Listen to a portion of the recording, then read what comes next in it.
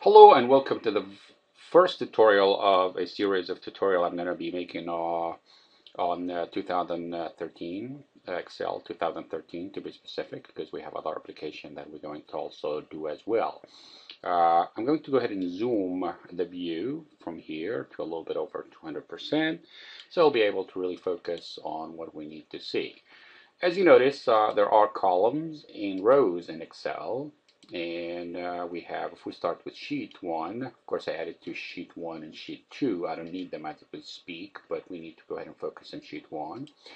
The intersection resulted from the column in the row is going to result into an address for that cell, or a cell address. The cell address is going to be, in this case, is B1. This one here is B4. This one here is D1. And this one here is E4. All of them are being identified right here.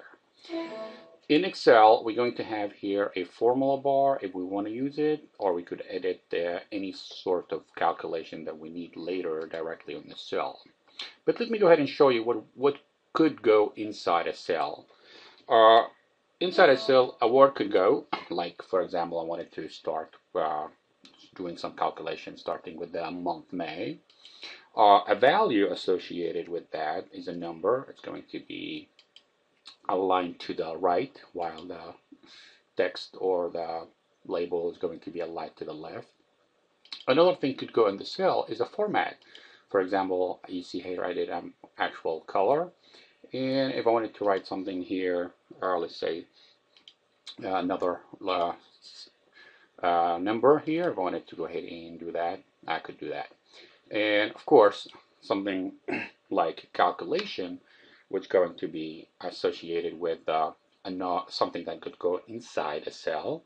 If I say here 900 plus this value here, so whatever in B3, which is the 900, plus whatever in B4, it's going to be added. And you would notice that I started to calculate the calculation with an equal sign to indicate that I wanted to do some calculation. The calculation is going to be based on addition, and that is the plus sign here. So when we go ahead and do that, as you notice, it's going to give me the addition of these two values, 900 and the 789. So again, in addition to the label, in addition to one single number, another number, we could go ahead and do a formula. A formula is a step or multiple step in order to accomplish certain calculation.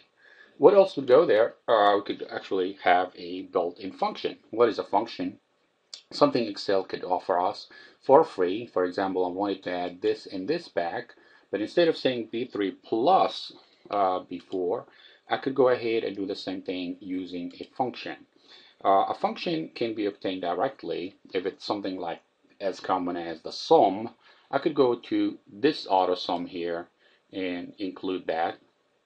Immediately Excel is going to go ahead and tell me, okay, you wanted to use the sum function, I'm going to give it to you, but also it's suggested for me a range of values, and really here the range is not what I want. I don't want to include this one in the range, so I'm going to go ahead and only select these two values that I want. Notice the colon here, it's going to tell me B3 through B4, so the colon should be pronounced as a through, or should be looked at as a through from this cell to this cell. So this is a range of cell. Whatever falls between B3 to B4 are going to be included as a list of parameters or list of values that will be given to the function sum, and the sum function is going to return, of course, the same value that we had as a formula.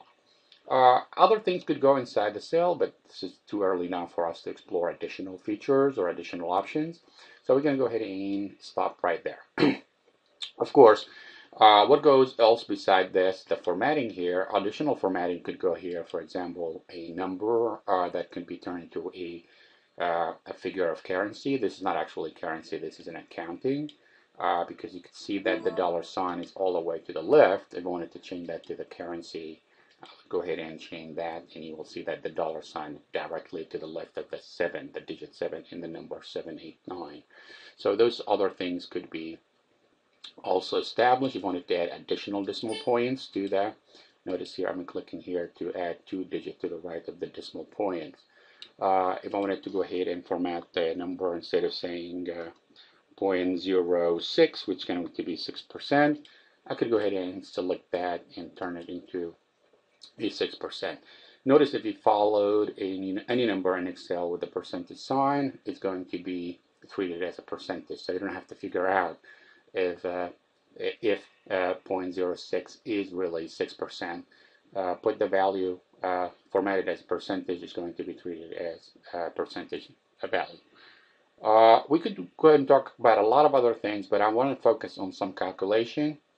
So I want you to, from this tutorial, is really to figure out or be familiar with some of the feature that available for us in Excel. In addition to what I showed you, you could go ahead and use, for example, if I have other value like formatting issue here, I'm going to make it really very easy. And notice here, if I have a very small width for the cell, so it's going to give me this notation here of a number line. It means what? I don't have enough room for this cell, so I could go ahead and click on between the division of two rows in order to make it really as big as I need or as needed. If we have here, for example, one small, one very large, and maybe one even larger, and I wanted to really make all these columns arranged in a way that they only use the width that they need, so I could select all of them from the top and click anywhere in between the division, and you will notice that Excel is going to organize those for me to the exact width that is required. There's a lot of more feature that we could go ahead and continue to do those. Please notice that there's a lot of formatting associated with numbers. So we have here the general format. We have a number, for example, it's going to add for us the if you wanted something with the comma, you will be able to format that with the there's a lot of other numbers here. Let me show you some of those here. For example, if you wanted to go ahead and you wanted to put two decimal point here directly here, you could do that, and you could use custom here. For example, I wanted to have this sort of number where I have an actual 2 digit to the right of the decimal points, and I need a comma in, of course, after 3 digits. So we could go ahead and do that directly from the number. One more time, go to more number formatting, go to the number custom, sorry, and choose this one here where we have the comma in there. Of course, there are a lot of things also we could show you later. All right, this is nothing more than an introduction to Excel. You will tell me if there's something more exciting about this. I said yes. For example, I could go ahead and use the alignment. I could use the angle, see here. I could use different type of angle, like where I'm going to make it down. I could use the cell here to actually become a vertical text. I could rotate that. You know, all these available for us. We don't have to worry about really spending a lot of time doing it. If I wanted to do something maybe like different than what is given to us by default, you could control the degree, and it's going to be here. Let's say here, like in this case, I'm doing it 60 degree, but I could go ahead and make it 30 degree or less than that. Here, 30 degree, maybe it's up there. Here we go, close to 30. Here's 30, and you will notice that I could control it to a specific alignment, to be exactly. All right, so we're going to stop here, and next video we're going to go ahead and do an actual example in order to understand how Excel does its own calculation, including really some serious formulas and functions. Thank you for watching, and I'll see you in the next video.